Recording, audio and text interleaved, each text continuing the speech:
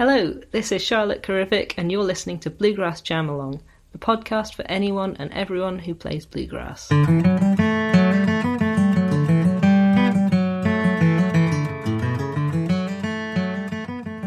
everybody, it's interview time on Bluegrass Jam Along again, and my guest this week is Charlotte Carrivick. Charlotte is a multi-instrumentalist, primarily a guitar player these days. She's part of the band Midnight Skyracer, also performs regularly with her sister as part of the Carrivick sisters, and in many other bands. If you've been in and around the UK sort of folk and bluegrass scene for any amount of time, you'll have come across Charlotte. And the rest of you may well have seen her via her series of Flat Pick of the Week videos on YouTube and Instagram. She's a great picker, really great player, and I really enjoyed having a chat with her.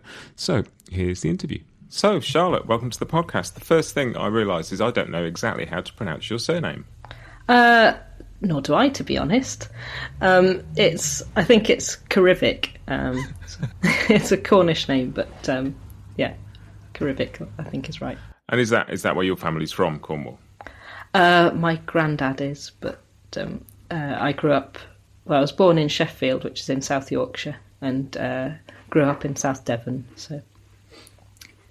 But living in Somerset now. So. And how did somebody from Devon get into playing American music?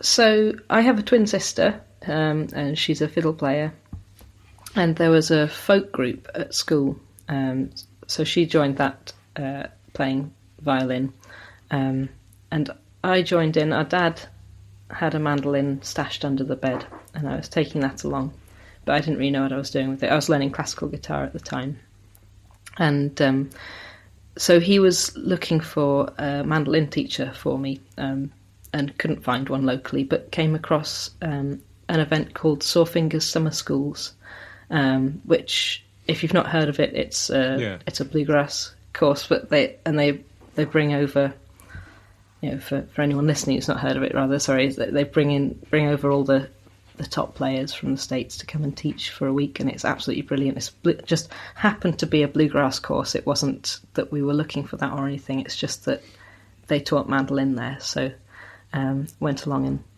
did Matt Flinner's course and got absolutely hooked. And while we were there, we met some people who ran a session quite locally to us, so we started going along to that and learnt that way, really. And what sort of age was that then when you were sort of starting, when you first went to Sore Fingers? I think we had our 13th birthday there. It was either our 13th or 14th birthday there. It was kind of we were definitely 13 for some of it. I can't think. No. But yeah, quite a long time ago now. Yeah, it must have been a really, really cool experience, kind of at that age, just to be immersed in that amount of music making in one place. Yeah, it was brilliant, because obviously we'd never really heard that music before, particularly. And we actually had a bit, because our parents have always listened to Alison Krauss, but when we were little, we really didn't like it, and I don't know why, and I feel embarrassed about that now, obviously. but yeah, it was brilliant, and because there aren't that many children, I guess, who are into it, certainly in this country, everyone's incredibly welcoming, and they sort of open their arms as wide as possible to sort of get you in and encourage you, and so it was just a really great experience. Yeah, and the tutors were brilliant, and Stuart Duncan was there that year, so wow. I guess that's the thing as a kid, is learning an instrument is one thing, but finding other people to play with can be quite hard. So I guess you had that, but also you had somebody else at home to play with because you had your sister. Yeah, absolutely.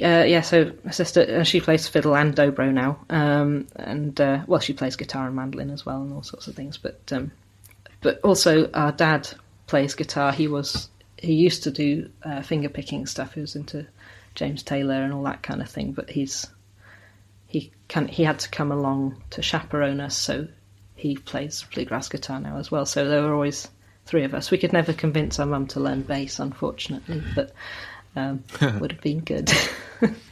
And so I guess you're one of those interesting musicians for me, just from my point of view, in that my exposure to you has entirely been like online rather than at gigs or hearing albums first. My initial sort of introduction to you was seeing you putting up fiddle tunes on guitar. and is right. Okay. You know, and this is the way the world is at the moment. Often you can find somebody and get quite a deep insight into how they play without ever having been to a gig or bought a record, which I've done since, obviously. And I wondered, is guitar more your main instrument now, or do you not really think of yourself as having a main instrument? Guitar is my main one, definitely. I started out on guitar, but classical, but not taught in classical sense. I was just learning classical guitar, but mostly self-taught, really. So it was, and then mandolin, and then I got into bluegrass guitar from mandolin, I guess, because it's sort of fairly transferable skills, and because my sister Laura and I were playing in a duo together, guitar's just it's a more straightforward, it's not necessarily better, but it's certainly more straightforward to use that for accompanying songs and things rather than mandolin, and she'd nabbed the fiddle, so it's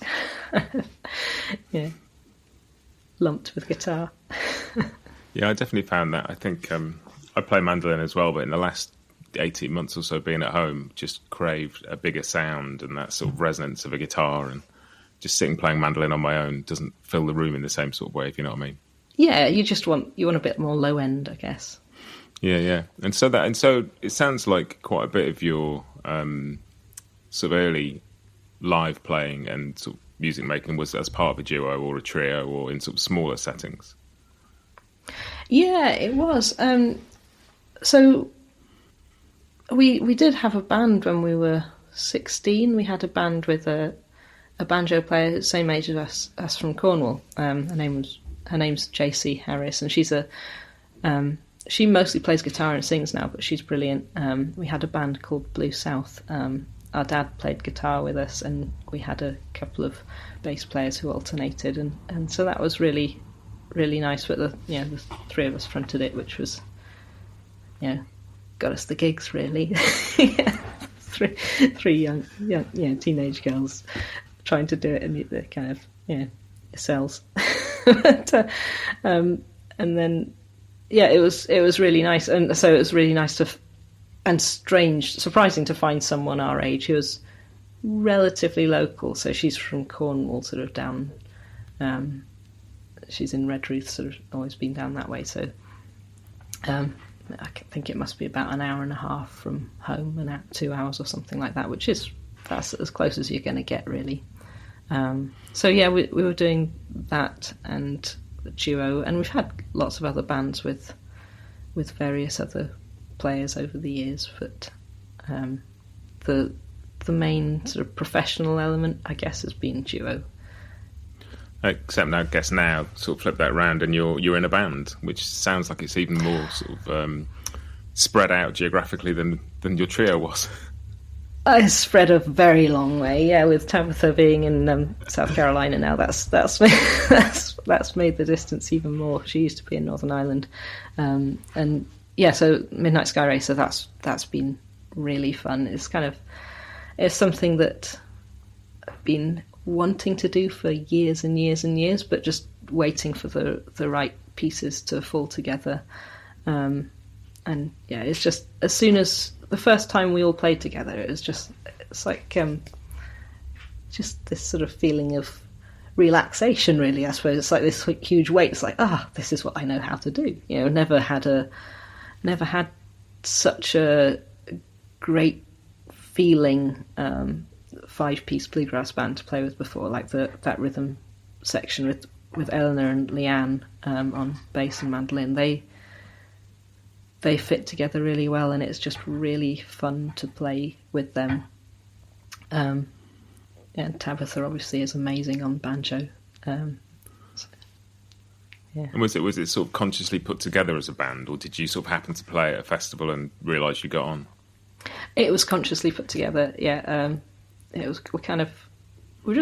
I thought it'd be fun to have a band that was all girls, just more from a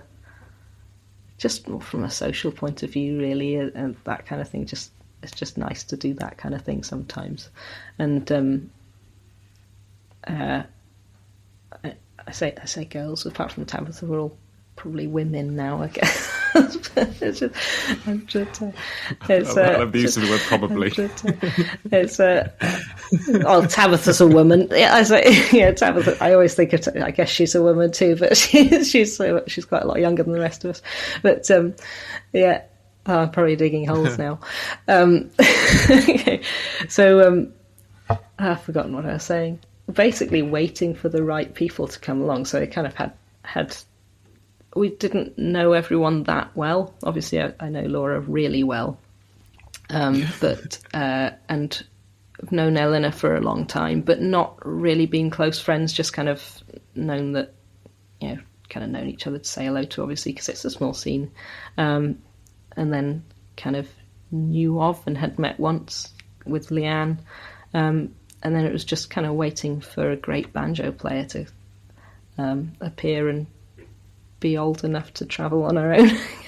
So I think so.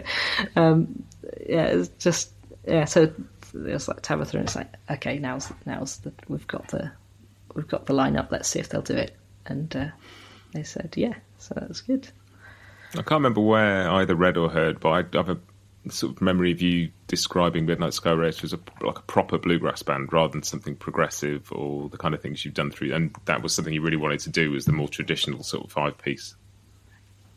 Yeah, and I would never say we're traditional. Not along the lines of Bill Monroe Flat and Scruggs kind of traditional, but I think it's inarguably bluegrass.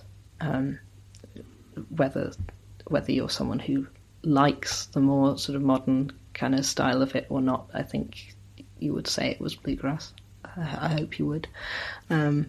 Whereas we've done other things before, and there's Cardboard Fox as well. It's still an ongoing project, although we don't do much with that at the moment, which is far more modern. And it's mostly just a lineup of instruments thing, and it's having that full set of 5, and how well that works. Just those 5 instruments, they just work. All the roles are filled, and it's great when that happens. Yeah, and there's a definite depth and range across. I mean, I saw you in London a few weeks ago at King's Place, so obviously I haven't seen the 5 of you in the band because Tabitha couldn't make it because she's stuck over the other side of the Atlantic. Yeah. But just even seeing you in that form with a sort of stand-in 5th member, just the range and depth of the voices and the instrumental styles, and you have the ability to swap instruments in and out as well. You can cover a lot of ground, can't you? Yeah, we can. And unfortunately Tabitha wasn't there, but the contrast between Tabitha's voice and Leanne's voice, they're both equally brilliant singers. I could listen to either of them sing anything all day.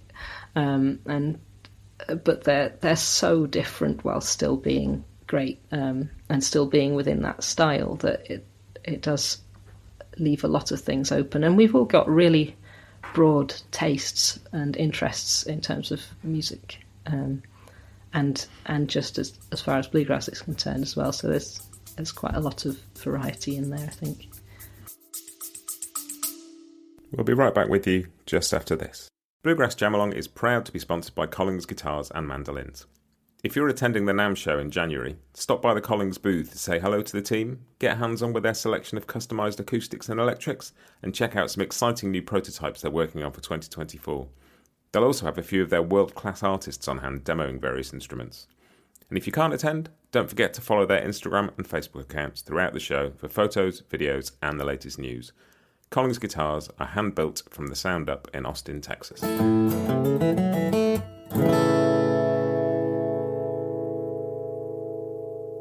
This episode is also brought to you by Peghead Nation, the home of roots music instruction.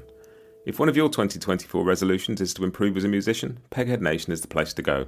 They have 65 streaming video courses for guitar, mandolin, banjo, fiddle, dobro, bass and ukulele from some of the leading names in acoustic music.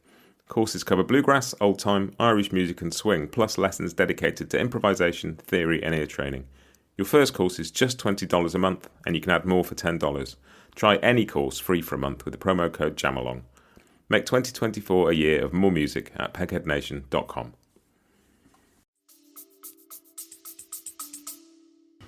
You've also got some great original songs. You've got solid writing skills in the band too, both tunes and songs as well. Oh, thanks. Yeah, that was a nice surprise actually, because it wasn't intended to go very far. Really, we've never had a 5-piece band that's been able to, because the more people you have in the band, the more it costs to keep a band going. So it was kind of like, okay, we'll try and get some festivals. We'll just have a bit of fun. We'll do some of our favourite bluegrass covers and that kind of thing. And then Eleanor, who I knew she wrote tunes. I didn't know she writes songs. I'm not sure she had written songs before, actually. She was the one who kind of kick-started the songwriting element of it. And so we kind of ended up doing mostly original stuff. And when it was really early on and we were offered a tour in Germany and Switzerland, but the deal was we'd only been together a few months. We put out a couple of videos and they kind of went mad on the internet. And we got off this tour. It was really short time frame, but he said, you can do this. I can book you this really great tour, but you've got to have an album. So we thought, okay, we'd better write an album. So it was kind of, it had a real heavy boot up it to kind of get it going, I guess. And it was great, because now we've kind of fairly prolific in terms of songwriting within the band. There are quite a few left in the wings that we haven't done anything with yet, but that's good. Raring to all get back together and kind of get back on it. Yeah, we're really hoping things come off. We got a load of stuff next summer, and so we're really desperately hoping it comes off and we can get Tabitha over and be the 5 of us again, because we missed her. It was weird without her. You had quite a chaotic tour, didn't you, in the end? Yeah, that kind of just fizzled to an end. In the end, it was just it was.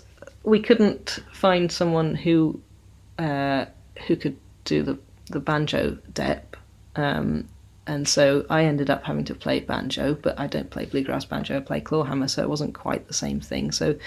But we got Vera Van Heeringen as a dep for me. She's brilliant, obviously. So she did a great job. But it was different anyway, because obviously I'm not a bluegrass banjo player, and so there was that element. But then, various people had to. Laura had to drop out for one gig because of her daughter being ill, and then the last 2 gigs, Eleanor had to drop out and Laura had to drop out, and so it ended up just, and Leanne thought, this is enough, there's too many people have dropped out, but Vera and I thought, right, we'll carry on, we're gonna see this to the end. So last couple of gigs it was just me and Vera, so I was kind of the only original member left on the tour, which was funny. But actually, it was those 2 shows were really fun. All of it was, pretty much all of it was good, enjoyable, different but enjoyable. Well, I think that's probably the first live music I've seen in about 18 months. So that was a treat just to get to. Yeah, anything's good if you in the flesh. Yeah. Well, that makes it sound like I'm just saying it was good because I was out of the house. It was actually brilliant as well. Okay. Thank you. I think what I love as well is there's a real sort of on-stage chat sort of between you and the audience, which is a bit of a folk music thing anyway. You don't tend to get it in the same way with rock music and pop music, but there's a definite kind of talking to the room, Yeah, sort of a bit haphazard. It's always very entertaining. And the thing that made me laugh is I thought I was the only person who'd ever been in a band with a song named after a potato, but it turns out not. Oh, right, you've got one of those, do you? We did. The last band I was in had a song called Yetholm's Yellow Gypsy, which is a type of potato. Oh, that's a really good name. That is a good Random name. connections. Yeah. Could be a whole album. So I'd really like to talk a little bit about your guitar style, if that's all right, because that's kind of one of the main reasons I was really keen to talk to you. Just watching the stuff you've been putting out over lockdown and over the last couple of years, and I don't think I've ever seen anybody play guitar quite like you do. There's a real sort of through line to everything you do. The notes connect to each other, but there's also just a sense of like you seem so happy to go up the neck playing a fiddle tune, and it's almost like watching a banjo player using open strings and fretted notes, and everything seems to be available, and it's such a lovely thing to watch. And I wondered if your style had developed, like if you could pinpoint how it's changed and how you got to where you got to, because it's pretty unique, I think. Yeah, so say it's a little bit like a banjo player. I do play banjo, so there's maybe some element of that. My influences mostly, I say influences, my influence is mostly David Grier. He's my absolute hero. So I'm really interested in flat picking guitar as a solo instrument, which is something that I think is hard to get right, or at least hard to feel happy with. I often think that actually it's a case of just playing a straight line flat pick cleanly does sound great, but it's hard to convince yourself that that's the case. And so I'm always trying to find ways to fill out that sound a little bit. And so including open strings and things even when you're playing up the neck is a way of doing that. And I really like to try and imply the harmony in the melody as much as possible. So try and get the chords going and the bass notes from those underneath it. So yeah, that's something. I'm also I'm really keen on the idea of it being a process of exploring ideas. So for a time I was kind of bored with my playing, and then I think it's something David Grier said actually again at Sore Fingers. He taught the course there, and I kind of went on his course, and it was something he said along the lines of, if you find, take a small idea and just expand that and explore that as far as you can. So like you might take it, you might think, okay, so I've done this sort of thing. What happens if I change this element, or if I try that sort of thing, but try it here, or I'm being a little bit vague, I think, but just the whole idea of just having fun with it and not really worrying or having any particular thoughts about where you're going. I think that's something that informs the way I do those arrangements. And so the things that you're talking about, the fiddle tune arrangements and things, they're not off the cuff. They are arrangements. They're things I've sat down and found ways of doing it. And I kind of, it sounds horribly pretentious, but I kind of think of it as like flat picking poetry in a sense, in that rather than like if I was to actually perform it or want to listen to it normally, then I would want to put those ideas a lot more spread out, like develop them more slowly, rather than sort of, it's kind of like everything is crammed into one thing, because I'm trying to get a load of ideas into one take, because the whole point of it originally was that it was an Instagram series, so you get a minute and that's it. So you only get one time round the tune. And so it's kind of like, okay, I've got this idea, how do I crowbar those in but make it sound like it's not crowbarred? So that's what I've been doing for the past year, I suppose, and it's been really, really fun to do it. It's taught me a lot about playing and things, but the main thing is it's just kept me playing. That's all, because while gigs have been cancelled and things, it's just been really good to have a focus, because I'm naturally pretty lazy. So if I don't have anything like that, I just won't play. So, as much as I love it, I just won't do it. That's why I started making a podcast. It gave me a deadline every week, because nobody else was going to give me one. Yeah, without a deadline, it's hard. Yeah. But that thought about David Grier and exploring ideas, I think it's a lovely thing. Bryan Sutton talks about the massive influence of John Hartford on him, and just the John Hartford saying, "Play with the music. Don't just play the music. Play with the music. Yeah. Play around with the music is the essence of it, and just see what you can do." And it's very, and because there's even a simple tune like, I don't know, Billy in the Low Ground or something. There's so many places you can go with that, and so many. You've got different rhythms. You've got improvisation. You've got reharmonization. There's so much you can do. And I think that's the interesting thing about fiddle tunes, and what I love about them is that they are and can be such a simple, effective, shared language, and at the same time they can, as you say, be poetry and anything in between.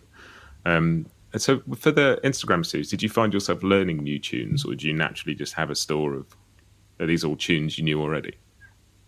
No, they're tunes I kind of had heard, or lots of them I already knew, but hadn't really gone into in that detail or anything.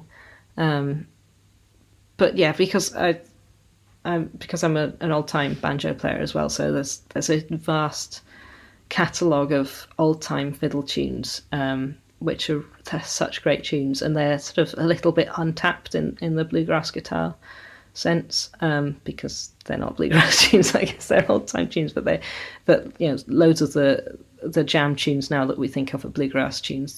They're old-time tunes, but they kind of just crossed over into that. And there are so many more that could do that, but they just haven't done it yet. So I was, often I'll pick a tune just because I like the name, or I kind of get into a particular old fiddle player and start listening to some of their things and think, oh, I'll learn that one and that one and that one. I've got a list. It's not a very long list, to be honest, because I need to address it again, but I've got a list of tunes that I keep if I hear one and think, okay, I should add that to my list and learn that eventually. But I can't remember most of them now. But I'd pick them up quicker, I guess. But it's sort of a bit in one hand out the other with me. But there's only so much you can store in your head at any one time, especially once you've had kids. Yeah, definitely. Yeah, one day when I start having some sleep again, I might remember something. So talking about kind of guitar as a solo instrument, I love that, and kind of David Grier is obviously a great example of being able to play, and Tony Rice and like Bryan Sutton playing tunes like the Secesh on one of his albums, and just that ability to sort of sound like you're being accompanied but you're not it's a joyous sound when people can do it. Is that something you've done much with? You planning like an album for that, or a project, or is it just a sort of personal sort of development thing? Maybe one day if I get time, I might do something like that. But at the minute, it started out as just a personal development thing, like you say. It's just like, I thought it would be fun, and now I'm running this Patreon thing, so it's kind of, I have to do it. It was weekly, and it's now monthly, just because when baby number 2 came along, I just thought there's just no way I can keep doing this weekly. Hopefully I'll up it again one day, but for now it's monthly, and it's just, so now it's something that I have to do because it's like a deadline that people are paying me to do, kind of thing. But it's still fun, obviously I wouldn't do it otherwise, but there's a lot out there you've put together pretty. Did that answer your question? Totally. There's quite a bit of content there now with all the tunes and the tab books, and there's quite a list of tunes there, and as you say, some with pretty comical names. There's good ones. It's just, I think it's 56 will be the next one, number 56, so it's a fair back catalogue of stuff now. Are you teaching much these days? I know you've done quite a bit of teaching over the years.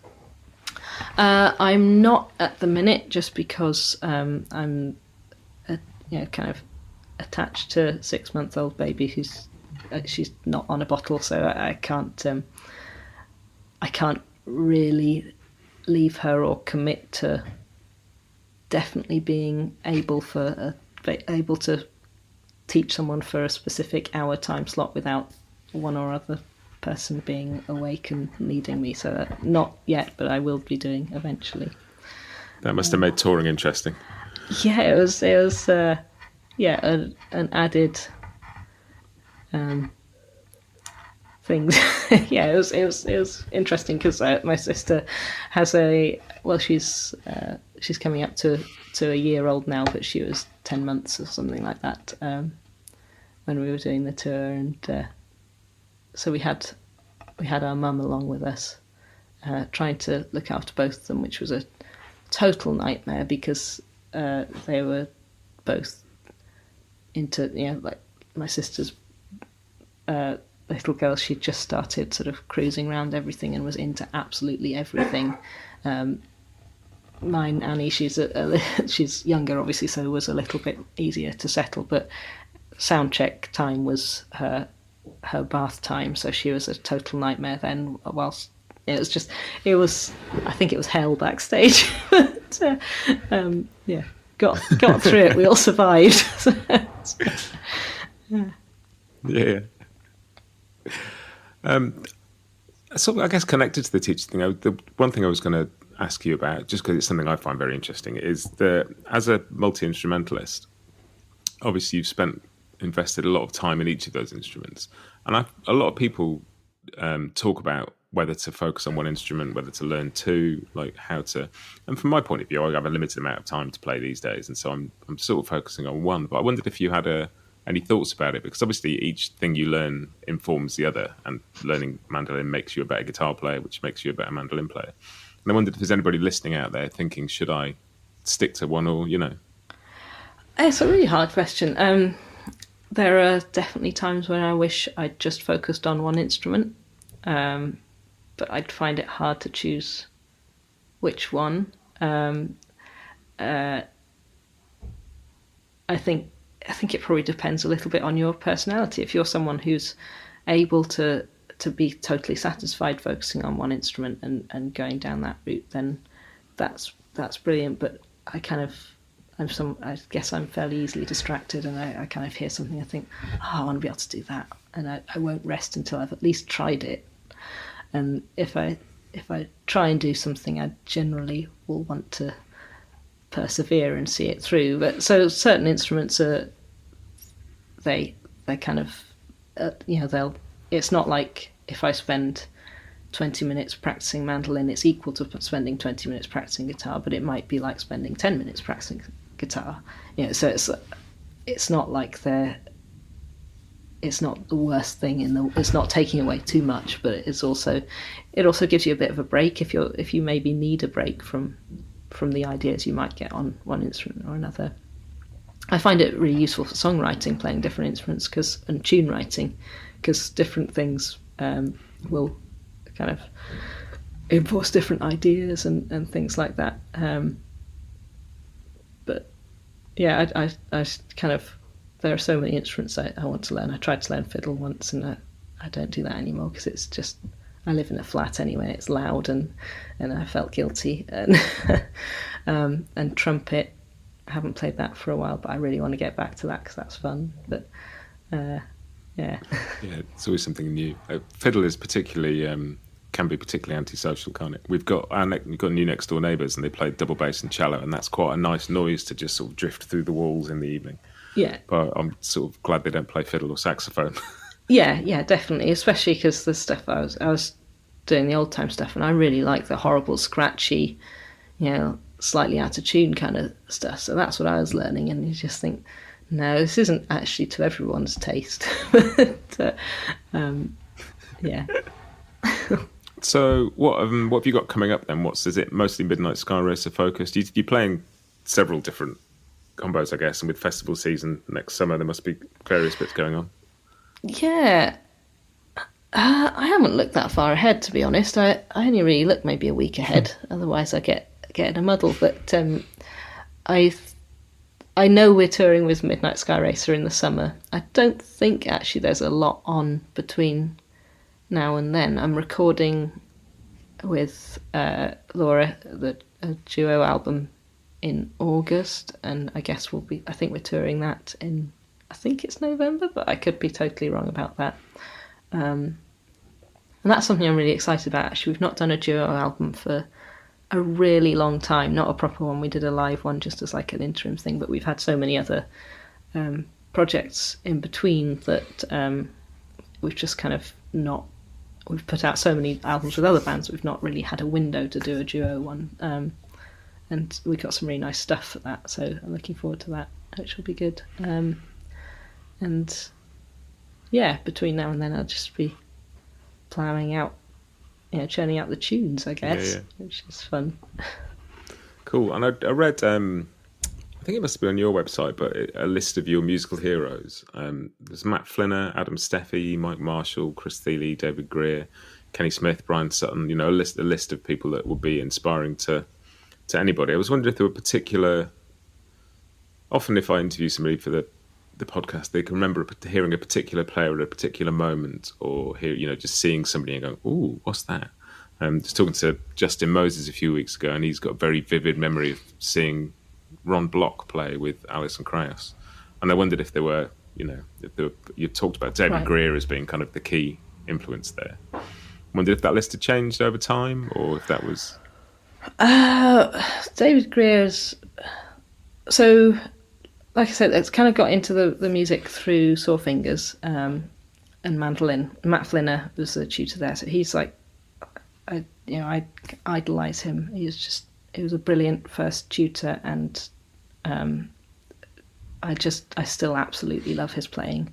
David Grier was on his album, so that's my sort of first time I've heard him. But yeah, people that have had that kind of impact, it's kind of hard to say an individual thing. I think because just hearing that kind of bluegrass thing for the first time when we went there, it's nearly 20 years ago now. I guess Joe Mullins, banjo player, hearing him, but it's actually maybe more the harmonies that I can't remember who else was singing. They used to do a lot more in terms of they don't do it so much now, but a lot more in terms of the tutors getting together and putting on a concert, and it was always used to be everything was free. I think now it's more like there are ticketed concerts throughout the week and stuff like that, but they did a workshop, I think, or a concert sort of workshop thing on bluegrass harmonies, and not having heard that before, and hearing Joe Mullins do he's a great singer as well as a great banjo player, really great sort of bluesy thing, I think, and hearing him and whoever else was in that band, I can't remember now, doing that kind of, I remember, although I can't remember who was in it, I remember it vividly, if that makes sense. I remember the kind of impact of that.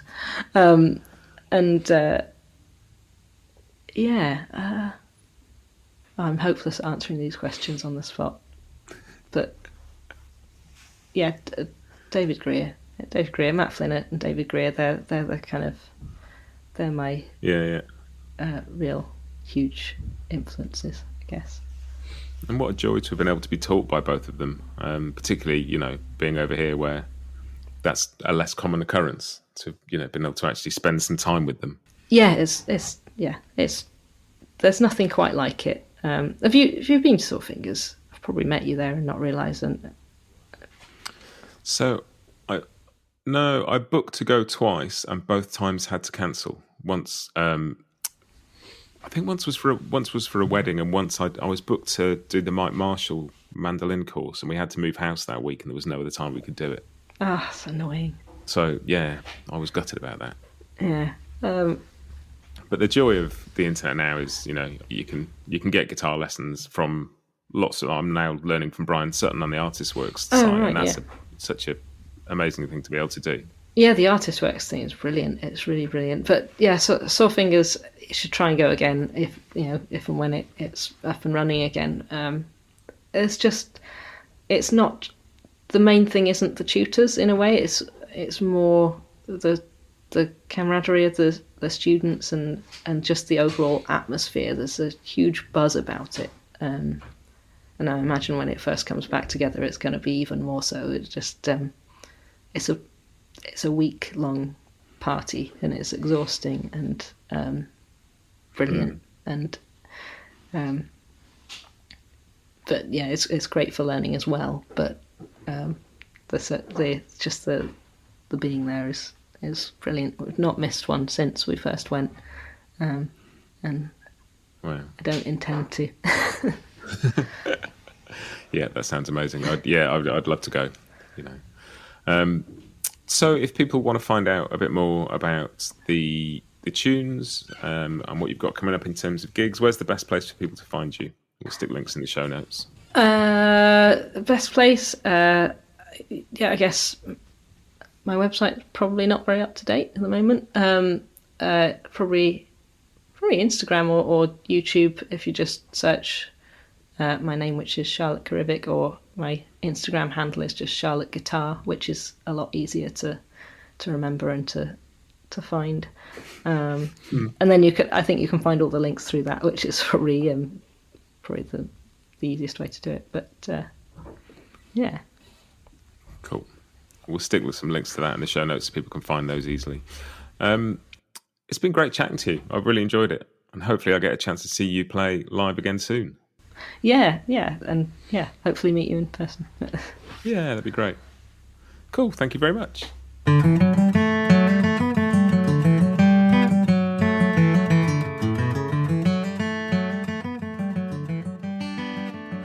And there we have it. I'll put some notes, links in the show notes to the things that Charlotte talked about, the Flat Pick of the Week series, as well as some links to Midnight Skyracer, Charlotte's Patreon page, and link to things like Sore Fingers that were mentioned as well, so you know where to go to find all that out. Yeah, another great interview. Really enjoyed that one. I will see you guys next time. Have a great week and happy picking. Bluegrass Jam Along is proud to be sponsored by Collings Guitars and Mandolins, making some of the finest guitars and mandolins in the world since the 1970s. Visit collingsguitars.com and find out why.